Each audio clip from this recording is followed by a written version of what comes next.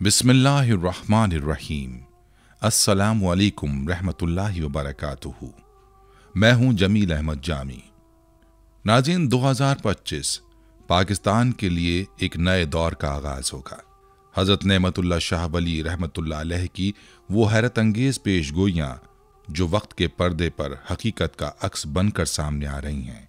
ये पेशगोइयाँ महज अल्फाज नहीं बल्कि तकदीर के राज हैं जो आने वाले वक्त की गवाही देते हैं। क्या वो लम्हा करीब आ चुका है जिसकी पेशगोई कई सदियां पहले की गई थीं? दोस्तों, तारीख के औराक ऐसे कई राजों से भरे हुए हैं जो वक्त के साथ साथ अपने हकीकत को बेनकाब करते हैं। एक ऐसा ही राज अल्लाह के बरगजीदा वली हज़रत नेमतुल्लाह शाह वली रहमतुल्लाह अलैह की वो हैरत अंगेज पेशगोइयाँ हैं जिन्होंने न सिर्फ तारीख के कई अहम मोड़ों को कब्ल अज़ वक्त बयान किया बल्कि आने वाले वक्तों की एक मुकम्मल तस्वीर भी पेश की। कहा जाता है कि अल्लाह के वलियों की ज़बान से निकली बातें सिर्फ अल्फाज नहीं होती बल्कि तकदीर के लिखे हुए फैसले होते हैं। पाकिस्तान, वो सरजमीन जो इस्लाम के नाम पर वजूद में आई, उसके बारे में नेमतुल्लाह शाह वली रहमतुल्लाह अलैह ने कई सदियां पहले जो पेशगोइयाँ की वो आज भी हमारे लिए हैरत, सनसनी और गौर फिक्र का बाइस हैं। और अब जबकि 2024 का साल इख्तिताम पजीर हो रहा है और 2025 की दहलीज पर हम खड़े हैं, ये सवाल हर पाकिस्तानी के जहन में है कि क्या 2025 पाकिस्तान के लिए एक नए दौर का आगाज साबित होगा? क्या वो पेशगोइयाँ जो हज़रत नेमतुल्लाह शाह वली रहमतुल्लाह अलैह ने कई सदियां पहले की थीं वो हकीकत का रूप धारने वाली हैं? ये वीडियो न सिर्फ उन पेशगोइयों का जायजा लेगी बल्कि उनके तनाजुर में 2025 में पाकिस्तान के मुमकिन हालात व वाक़यात की तस्वीर पेश करेगी। एक ऐसा मौजू जो न सिर्फ सनसनी खेज है बल्कि हर सुनने वाले को अपने सहर में जकड़ने की ताकत रखता है। तो आइए वक्त के पर्दे को चाक करते हैं और उन पेशगोइयों की रोशनी में जानने की कोशिश करते हैं कि आने वाला वक्त हमारे लिए क्या छुपाए बैठा है। वीडियो को आखिर तक देखिए क्योंकि हर लम्हा आपको हैरत में मुब्तला कर देगा। हज़रत फजील बिन अयाज रहमतुल्लाह अलैह ने ख्वाब में देखा नबी सल्लल्लाहु अलैहि वसल्लम की मजलिस लगी हुई है और आपके पहलू में एक नशिस्त खाली है। तो मैंने ऐसे मौके को नादिर और गनीमत समझते हुए उस पर बैठने की कोशिश की तो नबी सल्लल्लाहु अलैहि वसल्लम ने ये कहते हुए मना फरमाया कि ये नशिस्त खाली नहीं है बल्कि अबू इसहाक फराजी के लिए मखसूस है। दोस्त, अब खुद ही ग़ज़वा हिंद की फ़जीलत का अंदाज़ा लगा लीजिए कि उस ग़ज़वे की फ़जीलत कितनी ज़्यादा है कि अल्लाह वालों ने उस ग़ज़वे में शिरकत की तमन्ना की है। दोस्तों, याद रखें कि ग़ज़वा हिंद और सिंध नबी सल्लल्लाहु अलैहि वसल्लम की पेशगोइयों में उन ग़ज़वात माऊदा की झेल में आता है जिनकी फ़जीलत के मुताल्लिक़ नबी करीम सल्लल्लाहु अलैहि वसल्लम से मुतअद्दिद अहादीस मरवी हैं। सबसे पहली हदीस हज़रत अबू हुरैरा रज़ियल्लाहु अन्हु से मरवी है जिसके अल्फाज ये हैं, मेरे जिगरी दोस्त रसूलुल्लाह सल्लल्लाहु अलैहि वसल्लम ने मुझसे बयान किया कि इस उम्मत में सिंध और हिंद की तरफ लश्करों की रवानगी होगी। अगर मुझे ऐसी किसी मुहिम में शिरकत का मौका मिला और मैं उसमें शरीक होकर शहीद हो गया तो ठीक, अगर गाजी बनकर वापस लौट आया तो मैं एक आज़ाद अबू हुरैरा होऊंगा जिसे अल्लाह ताला ने जहन्नुम की आग से आज़ाद कर दिया होगा। हज़रत अबू हुरैरा रज़ियल्लाहु अन्हु की रिवायत के अलावा हज़रत सोबान रज़ियल्लाहु अन्हु से रिवायत है कि रसूलुल्लाह सल्लल्लाहु अलैहि वसल्लम ने फरमाया, मेरी उम्मत में दो गुरोह ऐसे होंगे जिन्हें अल्लाह ताला ने आग से महफूज कर दिया है। एक गुरोह हिंदुस्तान पर चढ़ाई करेगा और दूसरा गुरोह जो ईसा इब्न मरियम के साथ हो। इस रिवायत के अलावा हज़रत अबू हुरैरा रज़ियल्लाहु अन्हु से एक और हदीस यूँ मरवी है कि नबी सल्लल्लाहु अलैहि वसल्लम ने हिंदुस्तान का तज़किरा किया और इरशाद फरमाया, ज़रूर तुम्हारा एक लश्कर हिंदुस्तान से जंग करेगा। अल्लाह उन मुजाहिदीन को फ़तह अता फरमाएगा हत्ता कि वो मुजाहिदीन उन हिंदुओं के बादशाहों हाकिमों को बेड़ियों में जकड़ कर लाएंगे और अल्लाह इस जहाद अजीम की बरकत से उन मुजाहिदीन की मग़फ़िरत फरमा देगा। फिर जब वो मुसलमान वापस पलटेंगे तो ईसा इब्न मरियम को शाम में पाएंगे। हज़रत अबू हुरैरा ने फरमाया, अगर मैंने वो ग़ज़वा पाया तो मैं अपना नया और पुराना सब माल बेच दूंगा और उसमें शिरकत करूंगा। जब अल्लाह ताला ने हमें फ़तह अता कर दी और हम वापस पलट आए तो मैं एक आज़ाद अबू हुरैरा हूँगा जो मुल्क शाम में इस शान से आएगा कि वहाँ ईसा इब्न मरियम को पाएगा। या रसूल अल्लाह, उस वक्त मेरी शदीद ख्वाहिश होगी कि मैं उनके पास पहुँचकर उन्हें बताऊँगा कि मैं आप सल्लल्लाहु अलैहि वसल्लम का सहाबी हूँ। रावी का बयान है कि हुजूर अलैहिस्सलातु वस्सलाम मुस्कुरा पड़े और हंसकर फरमाया, बहुत मुश्किल, बहुत मुश्किल। नाज़रीन, ये था कुछ तज़किरा हदीस मुबारक की रोशनी में ग़ज़वा हिंद का। अब बात करते हैं हज़रत नेमतुल्लाह शाह की ग़ज़वा हिंद के मुताल्लिक पेशगोइयों की। नाज़रीन, ये हकीकत है कि अल्लाह ताला बुज़ुर्ग बरतर के बरगज़ीदा बंदे जो अपनी तमाम तर ज़िंदगी अल्लाह ताला की बंदगी और उसकी इबादत और ज़ुहद व तक़वा के लिए वक्फ़ कर देते हैं, अल्लाह ताला उन्हें जब चाहें अपनी खुसूसी इनायत से वली, अब्दाल, कुतुब और गौस जैसे आला व अरफ़ा रूहानी मरातिब पर फ़ाइज़ कर देते हैं, जहाँ उनसे ख़ारिक़ आदत और कश्फ़ व करामात का ज़हूर होता है और वो हातिफ़ ग़ैबी, अलक़ा और इल्हाम का इदराक रखते हैं। हदीस में आया है कि हुज़ूर अलैहिस्सलातु वस्सलाम ने फरमाया, मेरी उम्मत के बाज़ उलमा बनी इसराइल के पैगम्बरों के मिसल होंगे। सूफिया किराम के नज़दीक उलमा से मुराद यही गुरोह औलिया मुराद है।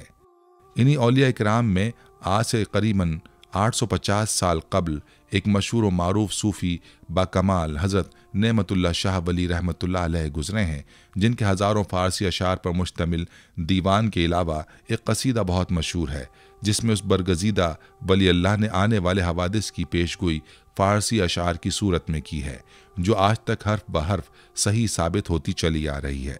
कसीदे के अशार मुख्तलिफ हवालों से 2000 के करीब बताए जाते हैं, लेकिन हमें काफ़ी कोशिश के बावजूद कम व बेश 300 अशार से ज़्यादा दस्तयाब न हो सके। लिहाजा पेशगोइयों का यह अनमोल कसीदा हमसे मज़ीद तहक़ीक़ और जुस्तजू का मुतालबा करता है। इंसानी अक़ल दंग रह जाती है जब हम हज़रत नेमतुल्लाह शाह वली के कसीदे लिखने की तारीख़ से 100 से 800 साल बाद आने वाले बर्र अज़ीम पाक व हिंद में आने वाले बादशाहों के नामों की तरतीब वार उनके कसीदे के अशार में पढ़ते हैं, जबकि हुक्मरान अभी पैदा ही नहीं हुए थे। वो सबसे पहले मशहूर मुग़ल बादशाह अमीर तैमूर का नाम उसकी पैदाइश से तकरीबन 200 साल कबल अपनी पेशगोई के एक इब्तदाई शेर में लिखते हैं। उसके बाद लोधी ख़ानदान के हुक्मरान सिकंदर लोधी और इब्राहिम लोधी के नामों का जिक्र करते हैं। फिर उनके बाद आने वाले हिंदुस्तान में मुग़लिया ख़ानदान के हुक्मरान बाबर, हुमायूं, दरमियान में शेर शाह, अफ़गान, अकबर, जहांगीर, शाहजहां के नाम उनके अशार में आते हैं। और यूं ख़ानदान मुग़लिया के 300 साला दौरे हुकूमत की तरतीबवार पेशगोई करते हुए वह अंग्रेज़ों की हिंद में आमद तक मुग़लिया ख़ानदान के करीबन तमाम हुक्मरानों और उनकी मुद्दत हुक्मरानी बयान कर देते हैं। सिर्फ हिंदुस्तान ही नहीं बल्कि हज़रत नेमतुल्लाह शाह वली तमाम हिजाबात से पर्दा उठाते हुए इस कुर्रा अर्ज़ पर ता क़यामत नमूदार होने वाले कम व बेश तमाम बड़े वाक़यात व हवादिस को अपने कसीदे में बयान करते हैं, जो माजी की तारीख़ की रोशनी में बिल्कुल सही, वाज़े और आम फहम है। जबकि मुस्तक़बिल में ज़हूर पाने वाले तमाम वाक़यात के लिए इंतज़ार करना एक फ़ितरी अमर है। हज़रत नेमतुल्लाह शाह वली रहमतुल्लाह अलैह की पेशगोइयों के कसीदे में 3 मुख्तलिफ़ किस्म की रदीफ़ और काफ़ी इस्तेमाल हुए हैं। बाज़ की रदीफ़ पैदा शुद्ध, पैदा होगा, और बाज़ अशार में काफ़िया, ज़माना, बहाना और गायबाना वगैरह इस्तेमाल हुआ है। हज़रत नेमतुल्लाह शाह वली रहमतुल्लाह अलैह आलिम गैब की पर्दा कुशाई से कबल कुछ यूँ फरमाते हैं, जिसका तर्जुमा है, मैं अल्लाह ताला की कुदरत देख रहा हूँ, मैं ज़माने की हालत देख रहा हूँ। मैं ये बात इल्म नजूम के ज़रिए से नहीं कह रहा हूँ, बल्कि ज़ाते बारे ताला की तरफ देख रहा हूँ। अब हज़रत नेमतुल्लाह शाह वली रहमतुल्लाह अलैह पैदा शुद्ध, ये पैदा होगा कि रदीफ़ में हिंदुस्तान में मुग़लिया ख़ानदान के हुक्मरानों की पेशगोई की इब्तिदा इस शेर से करते हैं, मैं सच कहता हूँ कि एक बादशाह दुनिया में पैदा होगा, उसका नाम तैमूर शाह होगा और वो साहिब कुरान होगा। तैमूर शाह ने 1398 में हिंदुस्तान के बादशाह मोहम्मद तुगलक को शिकस्त देकर हिंदुस्तान पर कब्जा कर लिया था। जब सिकंदर लोधी से इब्राहिम लोधी तक नौबत पहुंच जाएगी तो इस बात को यकीन से समझ कि उसकी बादशाही में फितना पैदा होगा। हिंदुस्तान में मुग़लिया ख़ानदान के बानी ज़हीरुद्दीन बाबर, जो अमीर तैमूर की 5वीं पुश्त में से थे, ने 1926 ईस्वी में पानीपत की पहली लड़ाई में लोधी ख़ानदान के आखिरी हुक्मरान इब्राहिम लोधी को शिकस्त देकर दिल्ली पर कब्जा कर लिया था। बाबर के मुताल्लिक हज़रत नेमतुल्लाह शाह बाबर के इक़्तिदार में आने से 350 साल कबल अपने एक शेर में मुंदरज तारीख़ 570 हिजरी बमुताबिक 1174 ईस्वी में पेशगोई करते हुए फरमाते हैं, उसके बाद मुल्क काबुल का बादशाह बाबर दिल्ली में हिंदुस्तान का वाली ज़ाहिर होगा। बाबर के बेटे हुमायूं और उस दौरान शेर शाह सूरी के ज़ाहिर होने के बारे में लिखते हैं। फिर अल्लाह ताला की तरफ से बादशाही हुमायूं तक पहुंचेगी, जबकि उसी दौरान कुदरत की तरफ से एक अफ़गान ज़ाहिर होगा। तारीख़ हिंद बताती है कि शेर शाह सूरी से शिकस्त खाने के बाद हुमायूं ने निज़ाम सक्का के जरिए दरियाए गंगा पार करके जान बचाई और ईरान के बादशाह के पास पनाह ली, जिसने उसकी बड़ी कद्र मंजिलत की। और चंद साल बाद जब शेर शाह सूरी चल बसा तो हुमायूं ने शाह ईरान की मदद से 1555 में दोबारा हिंदुस्तान पर कब्जा कर लिया। नाज़रीन, इसी तरह आपको कुछ मजीद पेशगोइयां बताते चलें। हुमायूं बादशाह हिंदुस्तान पर कब्जा कर लेगा, उसके बाद उसका बेटा अकबर मुल्क का बादशाह बन जाएगा। चुनाचे जलालुद्दीन मोहम्मद अकबर ने तकरीबन 50 साल तक हिंदुस्तान पर बादशाहत की। उसके बाद जहांगीर आलम पनाह होगा। ये महताब कामिल की तरह तख्त पर जलवागर होगा। जब वो दारुल बका की तरफ से सफ़र करेगा तो उसके बाद उसका बेटा शाहजहां तख्त नशीन होगा। वो करन से ज़्यादा और 40 साल से कम बादशाही करेगा, जबकि उसका बेटा औरंगज़ेब उसी के सामने ही उस वक्त तख्त पर जलवा अफरोज हो जाएगा। नादिर शाह ईरान से आकर हिंदुस्तान का तख्त छीन लेगा, लिहाजा उसकी तलवार के जोर से दिल्ली का कत्लेआम होगा। चुनाचे तारीख बताती है कि नूरुद्दीन मोहम्मद जहांगीर ने 1605 से 1627 तक हिंदुस्तान पर हुक्मरानी की। जहांगीर अपने अदल इंसाफ की वजह से मशहूर है। उसका मकबरा शादरा लाहौर में है, जिससे 200-300 गज के फासले पर उसकी बीवी मलका नूरजहां का मज़ार है। यहाँ ये बात किसी कदर काबिल तवज्जो है कि कसीदा हाजा में जहाँ पैदाशुद की रदीफ के दस्तियाब अशार में अमीर तैमूर और ज़हीरुद्दीन बाबर से लेकर ख़ानदान मुग़लिया के आखिर तक तमाम हुक्मरानों के नाम का तरतीबवार जिक्र मौजूद है, वहाँ सिर्फ मुहियुद्दीन मोहम्मद औरंगज़ेब का नाम किसी भी शेर में नहीं है, अगरचे उसके नाम के बगैर उसका जिक्र अपने बाप शाहजहां के बाद अशार में मौजूद है। शायद इसकी वजह यह हो कि औरंगज़ेब, जिसने करीबन 50 साल तक हिंदुस्तान पर बादशाही की, वाहिद मुग़लिया हुक्मरान है जिसने तख्त नशीनी की सदियों पुरानी रिवायात से इन्हिराफ किया था। औरंगज़ेब के बाद ख़ानदान मुग़लिया का ज़वाल शुरू हो गया। हज़रत नेमतुल्लाह शाह वली रहमतुल्लाह अलैह एक बार फिर बाबर के दौरे हुकूमत की तरफ पलटते हुए सिखों के बानी पेशवा गुरु नानक का भी जिक्र करते हैं। बाबर बादशाह जो होगा, उसके चंद रोज़ बाद 22 सालकों के दरमियान एक फ़कीर पैदा होगा। उसका नाम नानक होगा। बहुत से लोग उसकी तरफ रुजू करेंगे। उस बेअंदाज़ा फ़कीर का बाजार गर्म होगा और चर्चा होगा। गुरु नानक 1441 ईस्वी में पैदा हुए और 1538 में उनका इंतकाल हुआ। बरसगीर पाक व हिंद में अंग्रेज़ों की आमद के बारे में पेशगोई करते हुए हज़रत नेमतुल्लाह शाह वली रहमतुल्लाह अलैह लिखते हैं, वो जंगजू राजे महाराजे जो शराब और भंग के नशे में मस्त होंगे, उनके मुल्क में अंग्रेज़ ताजिराना अंदाज में दाखिल होंगे। हिंदुस्तान पर अंग्रेज़ों का ईस्ट इंडिया कंपनी की आड़ में कब्जा करने की शातिराना चाल तारीख का हिस्सा है। उसके बाद ईसाई तमाम हिंदुस्तान पर कब्जा कर लेंगे और 100 साल तक उनका हुक्म हिंदुस्तान पर चलता रहेगा। हिंदुस्तान के अंग्रेज़ वायसराय लॉर्ड कर्जन ने हज़रत नेमतुल्लाह शाह वली की पेशगोइयों के कसीदे की किताब पर हिंदुस्तान भर में कानूनी पाबंदी महज इस पेशगोई की वजह से आयद कर दी थी कि ये कैसे हो सकता है कि अंग्रेज़ हिंदुस्तान पर सिर्फ 100 साल तक हुकूमत करेंगे। जंग अजीम अव्वल और दोयम के बारे में पेशगोई करते हुए हज़रत नेमतुल्लाह शाह वली रहमतुल्लाह अलैह कहते हैं, जंग जीम यानी जर्मन की जंग में आसमान ईसाइयों को मुब्तला कर देगा और उनके लिए तबाही और बर्बादी का निशान जाहिर होगा। जंग अजीम अव्वल जो 1914 से 1918 तक रही, फिर 21 साल बाद दोबारा 1939 से 1945 तक जंग अजीम दोयम जर्मनों से ईसाइयों की तरफ लड़ी गई। नाज़रीन, एक और जगह पर वो लिखते हैं कि अगरचे अहले बरतानिया जर्मनों पर फतह पालेंगे, लेकिन जंग की तबाहकारियों से उनके निज़ाम हुक्म में बहुत ज़्यादा कमज़ोरी पैदा हो जाएगी। हज़रत नेमतुल्लाह शाह वली रहमतुल्लाह अलैह अंग्रेज़ों के बारे में आगे पेशगोई करते हैं, अगरचे अंग्रेज़ हिंदुस्तान को खुद ही छोड़ जाएंगे, लेकिन वो अपने मकरुफन से लोगों में एक जानलेवा झगड़ा छोड़ जाएंगे। नाज़रीन, ख्याल ये किया जाता है कि इस पेशगोई में मसला कश्मीर का जिक्र है।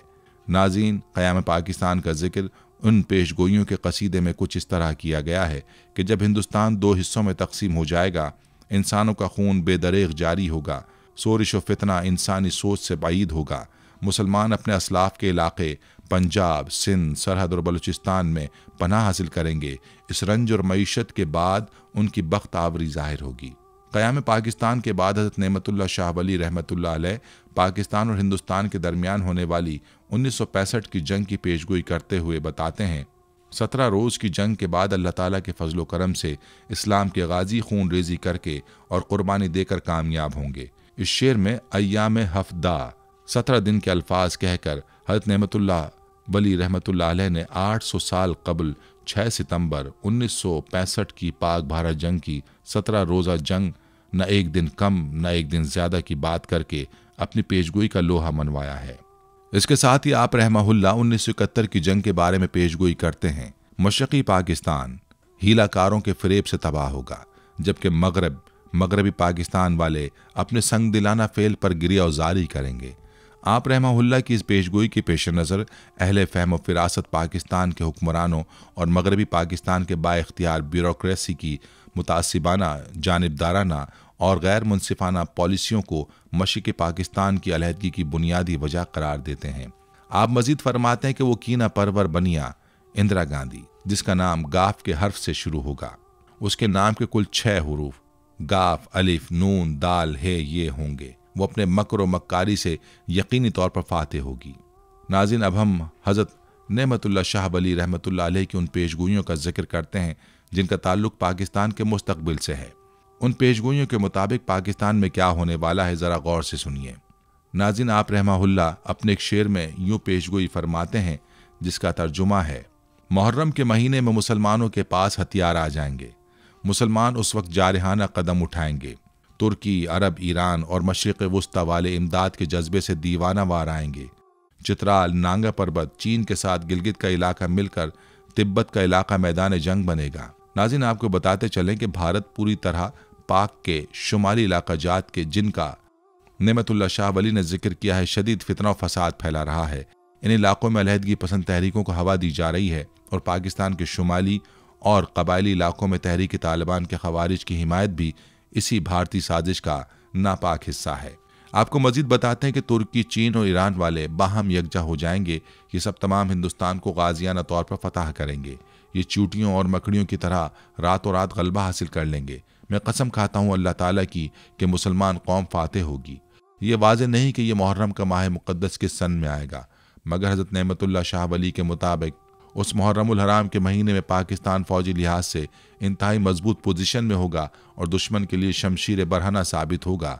इन अशार की पेशगोइयों में गालिबन ग़ज़वा हिंद का जिक्र है, जिनके बारे में अहादीस मुबारका में भी वाज़ेह तौर पर बताया गया है।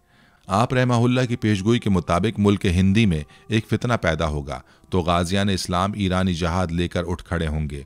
कहते हैं कि हिंदुस्तान में एक बगावत पैदा हो जाएगी, एक फसाद बर्पा हो जाएगा और उस फसाद के नतीजे में मुसलमान गाजी ऐलान जंग करके हिंदुस्तान से बराह रास्त तसादुम करेंगे। यूँ ग़ज़वा हिंद का बाकायदा आगाज़ होगा। मुहक्किकीन के नज़दीक हिंदुस्तान में बर्पा होने वाली साजिश हो सकता है सिखों की बगावत हो। ये मुमकिन है कि हिंदुस्तान में कोई बड़ी दहशतगर्द कार्रवाई या हादसा वाक़ हो जाए और उसके नतीजे में बहुत बड़ा फसाद बर्पा होगा।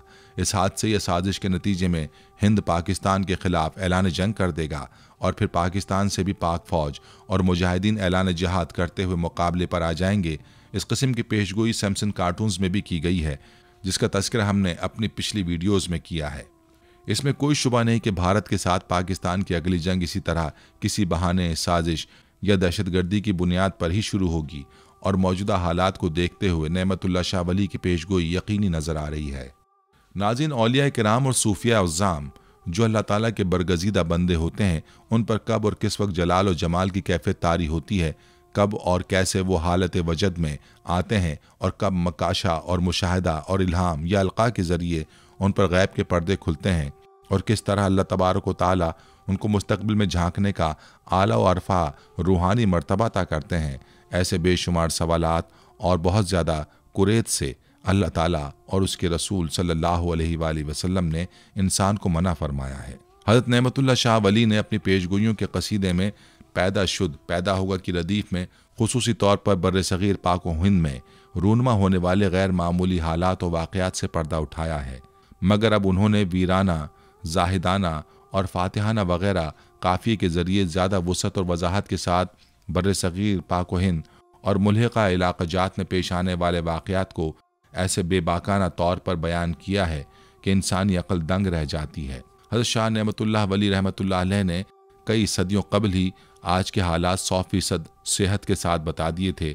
आप गौर करें कि उन्होंने जगहों और कौम का नाम लेते हुए वो नाम भी इस्तेमाल कर डाले जो उनके ज़माने में मुस्तामिल नहीं थे, और बसा औक़ात तो दुरुस्त नाम लेने की खातिर वो हुर्फ़ तहज्जी भी इस्तेमाल किए जो फ़ारसी में वजूद ही नहीं रखते थे और आज की उर्दू में लिखे जाते हैं। अब हम कतईयत से ये साबित कर चुकने के बाद कि शाह साहब की पेशगोइयां माजी में दुरुस्त साबित होती रही हैं, मुस्तकबिल की तरफ चलते हैं। यह अशार बज़ाहिर नरेंद्र मोदी के उरूज और उसके बाद हिंदुत्वा के दाई इंतहा पसंद हिंदू ग्रोहों के मुसलमानों पर जिंदगी तंग कर देने के बारे में दिखाई देते हैं, जिनका तर्जुमा है उसके बाद हिंदुस्तान के मुल्क में एक सोरिश जाहिर होगी, मुशरिकाना जमीन पर फितना और फसाद बरपा होगा। उस खलफशार के वक्त बुत परस्त कौम कलमा गो मुसलमानों पर अपने हिंदुआना कहर व गज़ब के जरिए जाबिर होंगे। ये हालात हम अपनी आंखों से देख रहे हैं। इसके बाद क्या होगा? उनकी जिल्लत के बाद अल्लाह तबारक व तआला की रहमत से नुसरत और इमदाद पड़ोसी मुल्कों से जाहिर होगी। मंगोल लश्कर शुमाल की जानिब से मदद लेकर आएगा। ईरान, फारस वाले और तुर्की उस्मान वाले भी मददगार साबित होंगे। यानी तुर्की का अजीम इस्लामी हुक्मरान सैयद रजब तैयब उर्दवान भी अपनी अफवाज काहिरा पाकिस्तान की मदद के लिए भेज देंगे। ये किसी तुर्क सुल्तान की जानिब से हिंदुस्तान पर पहला हमला होगा। दूसरी तरफ वो असल हीरो मंजर आम पर आएगा जो मुसलमानों की फतह का बाइस बनेगा, जिसका तर्जुमा है जब उसके दौर में जुल्म बिदत रवाज पा जाएगा तो गरब का बादशाह उनको दफा करने के लिए हुकूमत की अच्छी बागडोर संभालने वाला पैदा होगा। मजीद तर्जुमा है कि शेर अली शाह काफिरों को कत्ल करने वाला होगा और दीन मोहम्मदी का पासबान बनेगा। आप जान चुके होंगे कि जल्द ही शेर अली नामी एक शख्स मगरिब में पैदा होगा जो हमारा निजात दहिंदा बनेगा। मगरिब से मुराद यूरोप नहीं बल्कि पाकिस्तान के मगरिब का जिक्र है जो ज़ाहिर अफगानिस्तान या ईरान से नमूदार होगा। मजीद कहते हैं जंगी हथियार और जंगी कार्रवाई का माहिर लश्कर आएगा जिससे मुसलमानों को ज़बरदस्त और बेहिसाब तक़वियत पहुँचेगी। तुर्की, अरब, ईरान और मशरिक़ वुस्ता वाले इमदाद के जज्बे से दीवाना वार आएंगे। नेस पहाड़ों, बयाबानों और सहराओं से अरब भी आएंगे। आग वाला सैलाब हर तरफ रवां दवां होगा। चित्राल, नांगा पर्वत, चीन के साथ गिलगित का इलाका मिलकर तिब्बत का इलाका मैदान जंग बनेगा। तुर्की, चीन और ईरान वाले बाहम यकजा हो जाएंगे। ये सब तमाम हिंदुस्तान को चूंटियों और मकड़ियों की तरह रातों रात गलबा हासिल कर लेंगे। मैं कसम खाता हूँ अल्लाह ताला की कि मुसलमान कौम फाते होगी। अहले काबुल भी काफिरों को कत्ल करने के लिए निकलेंगे। काफिर लोग दाएं बाएं बहाना साजी करेंगे। सरहद के गाजियों से ज़मीन मरकत की तरह लर्जेगी। वो मकसद के हुसूल के लिए दीवाना वार आएंगे। ब्रिटिश दौर के शुमाल मगरबी सरहदी सूबे का नाम लेकर शाह साहब ने इस खित्ते के मुजाहिदीन की शुजाअत की तारीफ की है। उसी दौरान एक बड़ी जंग अजीम लड़ी जाएगी। उस जंग से एक आलिम का कत्ल बगैर शक व शुबा जाहिर होगा। शाह गरबिस्तान हथियारों और असले के जोर पर फतह करेगा, जबकि काफिर कौम को ऐसी शिकस्त दो चार होना पड़ेगा जो किसी के वहमो गुमान में भी ना होगी। आम व खास सब के सब लोग जमा हो जाएंगे। इस काम में सैकड़ों किस्म के गम की ज्यादती होगी।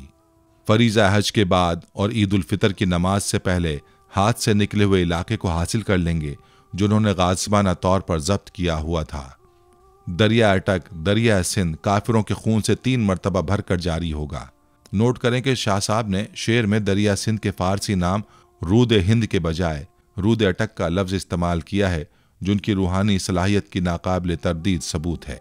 हर्फ टे के फारसी में ना होने के बावजूद इस फारसी शेर में उसके इस्तेमाल की वजह यह है कि पेशगोइयाँ मौजूदा पाकिस्तान के उर्दू दान तबके के लिए की गई हैं। पंजाब, शहर लाहौर, मुल्क कश्मीर, नुसरत शुदा, दरियाए गंगा और जमुना का इलाका और बंजोर शहर पर मुसलमान गालिबाना कब्जा कर लेंगे। यानी मशरक़ी पंजाब के अलावा यूपी का पूरा इलाका भी फतह करने की खुशखबरी दी गई है। खूबरू लड़कियां और हसीन दिलरुबाएं मुजाहिदीन माल गनीमत के ज़ुमरे में अपनी मलकियत में ले लेंगे। इस शेर से हमें यही समझ में आता है कि मुंबई भी फातेह हो जाएगा और उसकी फिल्म इंडस्ट्री जो अपनी हर फर्जी फिल्म में पाकिस्तान को शिकस्त देती है, हकीकी जंग में पाकिस्तान के कब्जे में आ जाएगा। इस काम के बाद काफिर मगलूब हो जाएंगे और मुसलमानों की जर्री अफवाज फतह हासिल करके खुश हो जाएंगी। ये लड़ाई 6 माह तक इंसानों के बीच चलती रहेगी। मुसलमान अल्लाह के फजल से फातेह होंगे। खुदा के हुक्म से मुसलमान खुश हो जाएंगे। अल्लाह पाक खालिकाना लुत्फ़ व करम फरमाएंगे। दीन और ईमान के जुमला बदखा लोग कत्ल कर दिए जाएंगे। तमाम हिंदुस्तान हिंदुओं की अलमदारी से पाक हो जाएगा। इस्लाम का गलबा 40 साल तक हिंदुस्तान के मुल्क में रहेगा। उसके बाद दज्जाल ईरान के शहर इस्फहान से जाहिर होगा। हिंदुस्तान की तरह मगरबी यानी यूरोप की तकदीर भी ख़राब हो जाएगी। तीसरी जंग अजीम शुरू हो जाएगी। नाज़रीन, ये पेशगोइयाँ सुनकर आप जान चुके होंगे कि हमने न सिर्फ कश्मीर बल्कि पूरा हिंदुस्तान भी फतह करने वाले हैं। इन पेशगोइयों में सिर्फ दरिया अटक खून भरने से हमें तशवीश है। कुफ्फार का लश्कर क्या कश्मीर की तरफ से एलगार करता हुआ अटक तक पहुंचेगा, जहां उसे फैसला कुन शिकस्त होगी, या फिर ये लाहौर की तरफ से हमलावर होगा और पूरे पंजाब पर कब्जा करने के बाद दरिया अटक तक पहुंचेगा और जहन्नुम वासिल होगा। ये भी नोट करें कि शाह साहब की पेशगोइयों से ये बात वाज़ेह है कि ना तो पाकिस्तान अटक तक का वसी रकबा गंवाने के बावजूद एटमी हथियार इस्तेमाल करेगा और ना ही हिंदुस्तान मुकम्मल तौर पर फतह होने के बावजूद अपने एटमी असले को इस्तेमाल में लाएगा। ये मुमकिन है कि एटमी असला इस्तेमाल करने की कोशिश की जाए, मगर रूहानी असर की वजह से वो नाकारा हो जाए, ताकि मुसलमान एक मरतबा फिर मुकम्मल बर्र सगीर पर अपना सब झंडा लहरा सकें। एक जगह पर आप फरमाते हैं, वो राज जो मैं बयान कर चुका हूँ और वो मोती जो मैं परो चुका हूँ, ये एक गैबी सनद है। ये मैंने इसलिए बयान किया कि अल्लाह ताला इस्लाम की यकीनन मदद करेंगे। मजीद फरमाते हैं, अगर तू उजलत चाहता है और अल्लाह की मदद चाहता है तो खुदा के लिए अल्लाह के नेक बंदों के अक़वाल की पैरवी कर, तो उस वक्त किसी को अहल हक ना दिखेगा। लोग चोर और डाकुओं के सर पर दस्तार रखेंगे। ये शेर भी हाल यानी मौजूदा दौर से मुताल्लिक मालूम होता है। बाज़ औक़ात बात इशारा और कनाया में कही जाती है। ये शेर भी ज़माने हाल यानी मौजूदा दौर के बारे में हो सकता है। नाज़रीन, ये थी कुछ नेमतुल्लाह शाह की पेशगोइयाँ जो माजी में सच साबित हो चुकी हैं और कुछ पूरा होने के इंतज़ार में हैं।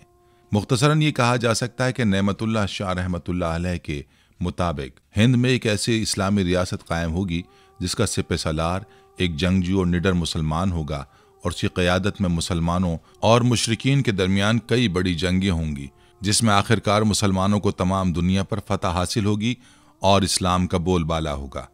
नाज़रीन, याद रहे कि हिंदुस्तान ज़मीन का वो हिस्सा है जहाँ अबुल बशर हज़रत सैयदना आदम अलैहिस्सलाम ने सबसे पहला कदम रखा। उन पर वही का आगाज़ भी यहीं हुआ। नूर मोहम्मदी सल्लल्लाहु अलैहि वसल्लम हज़रत आदम अलैहिस्सलाम की पेशानी में अमानत था।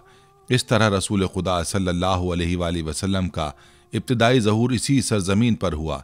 इसीलिए आप सल्लल्लाहु अलैहि वसल्लम ने फरमाया, मुझे हिंदुस्तान से रब्बानी खुशबू आती है। रिवायत के मुताबिक हिंदुस्तान में इस्लाम का पैगाम नबी अलैहिस्सलातु वस्सलाम की हयात तैयबा में पहुँच चुका था। आमद इस्लाम से कबल भी अरब के अहले हिंद से ताल्लुकात थे, और सबसे बढ़कर ये बात अहम है कि जिस खित्ता ज़मीन को अल्लाह रब्बुल इज़्ज़त ने उस दौर में इस्लाम की सरबुलंदी, हरम की पासबानी और आलम इस्लाम की क़यादत के लिए मुंतखब किया है, ये पाकिस्तान है। और सबसे बढ़कर ये बात अहम है कि जिस खित्ता ज़मीन को अल्लाह रब्बुल इज़्ज़त ने इस दौर में इस्लाम की सरबुलंदी, हरम की पासबानी और आलम इस्लाम की क़यादत के लिए मुंतखब किया है, ये पाकिस्तान है, जो उम्मत की आबरू और हरम की नेगेबानी का अमीन है, क्योंकि ये दुनिया का वो वाहिद मुल्क है जिसकी तख्लीक अल्लाह ताला की वहदानियत की बुना पर, अल्लाह ताला की वहदानियत की बुनियाद पर उस्तवार नज़रिया पाकिस्तान के तहत की गई। मगर बदकिस्मती से आज ये कौम अपनी गलतियों के बाइस अपनी मंजिल गुम कर चुकी है। इसका नतीजा ये निकला कि आलमी सतह पर पाकिस्तान की कोई मजबूत साख नहीं, और अगर अब भी तौबा का रास्ता नहीं अपनाया तो अल्लाह ताला इस कौम के साथ वैसा ही मुआमला करेगा जैसा कि खिलाफत अब्बासिया के साथ तातारियों के ज़रिए किया था।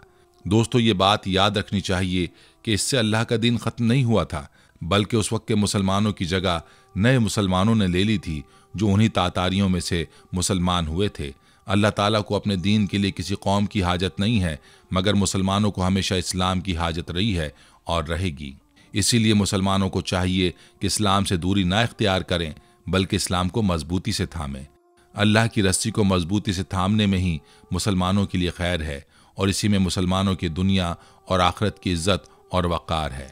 लेकिन अफसोस कि आज का मुसलमान गैर मुस्लिम के बिछाए हुए जालों में खुद को फंसा चुका है और मजीद इन जालों में फंसता चला जा रहा है। खुदारा अब भी वक्त है कि हम लौट आएँ और एक हो जाएं।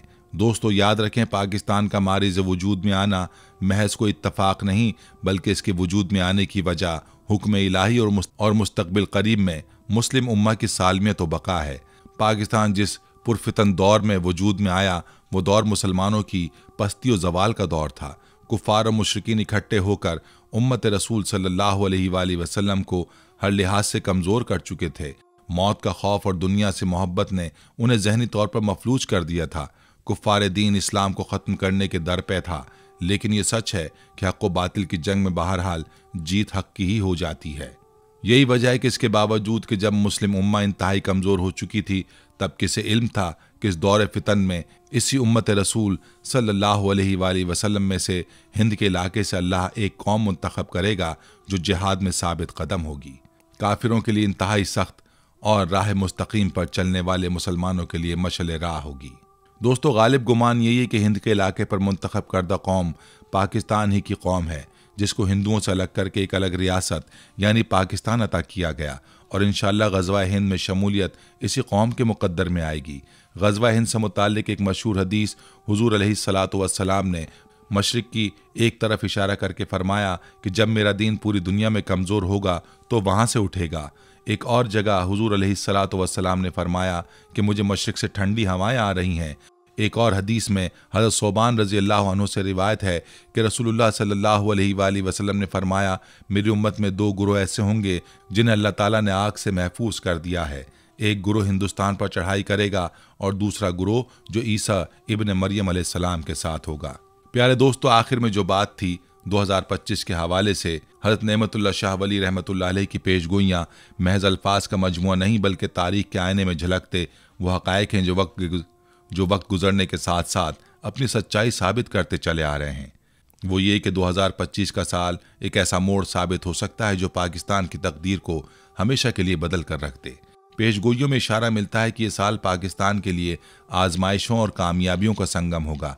सियासी अफरा-तफरी, मुआशी मुश्किलात और बैरूनी साजिशें अपनी इंतहा को पहुंचेंगी, लेकिन इसी अंधेरे में उम्मीद की एक रोशन किरण भी नमूदार होगी। हज़रत नेमतुल्लाह शाह वली रहमतुल्लाह अलैह ने पेशगोई की थी कि एक वक्त ऐसा आएगा जब पाकिस्तान आलमी मंजरनामे पर एक अहम ताकत बनकर उभरेगा, लेकिन ये सफ़र आसान नहीं होगा। इसलिए कुर्बानी, इस्तकामत और इत्तेहाद की ज़रूरत होगी। ये पेशगोइयाँ हमें ये सबक देती हैं कि अगर कौम मुत्तहिद हो जाए, हुक्मरान ईमानदारी इख्तियार करें और अवाम अपना किरदार समझें, तो ये मुल्क न सिर्फ बहरानों से निकलेगा बल्कि तरक्की की बुलंदियों को छू लेगा। दोस्तों, ये वीडियो आपको इन पेशगोइयों की गहराई तक ले जाएगी। इसे आखिर तक देखें क्योंकि हर लम्हा आपको एक नई हकीकत से रोशनास कराएगा। नाज़रीन, ये थी हमारी आज की वीडियो। हम उम्मीद करते हैं कि आपको हमारी आज की ये वीडियो ज़रूर पसंद आई होगी। अगर आपको हमारी आज की ये वीडियो पसंद आई है तो आपसे गुजारिश करते हैं कि आप हमारे चैनल को ज़रूर सब्सक्राइब कर लें और साथ ही लगे बेल के बटन को भी प्रेस कर लें, ताकि आपके पास हमारी आने वाली मज़ीद मालूमाती वीडियोज़ का नोटिफिकेशन बर वक्त मिलता रहे। सब्सक्राइब के साथ साथ हमारी वीडियोस को लाइक भी करें और अपनी कीमती राय का इजहार कमेंट्स में ज़रूर करें। कमेंट्स में आप अपने सवालात भी हम तक पहुंचा सकते हैं। अल्लाह ताला आपको अपने हिफ्ज़-ओ-मान में रखे। आमीन।